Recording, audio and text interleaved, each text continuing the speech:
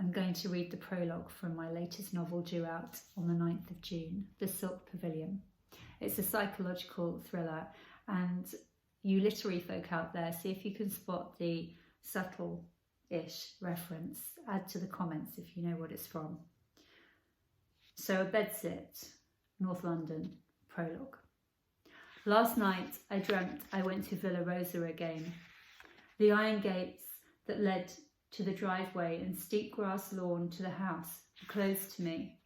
There was a padlock on the gate. He had not put that there. He would not have parted with the money, but made some half-baked thing himself. I called in my dream to him, Miguel, mi amor. Silence drowned the night.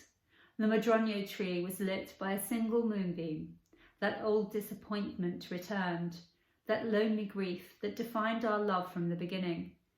Then, like all dreamers, I was possessed by supernatural powers, and like a ghost, through the iron gates I passed, the driveway overgrown, the lawn high and unruly. His sculptures of gigantic phalli that had dotted the garden were gone. The two olive trees had grown so close together, their branches wrapped around each other like some deformed mythic hermaphrodite. The garden was overshadowed by the forest of the Tex. The mountain had invaded the garden. Its menacing wall of trees that were bearable, beautiful even from a distance, had imprisoned the garden in a shroud of shadow. Nature had reclaimed what was always hers. I looked up at Villa Rosa's salmon-pink walls, bruised with dirt and blistered with cancerous marks, like Miguel's sunspots, where the paint had flaked away.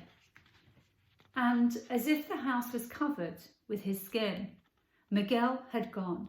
Alarm floods my dream body, and I run the rest of the way up to the front door. A rosebush thorn cuts my hand as my urgent fingers hunt for the key behind the plant pots. I open the door with the key and let myself inside.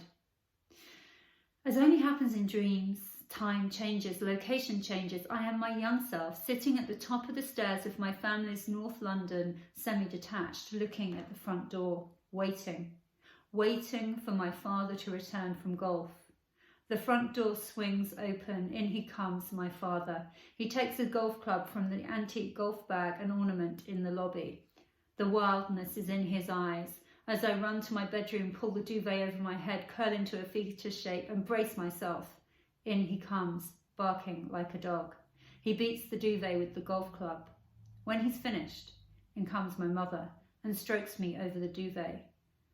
Daddy loves you.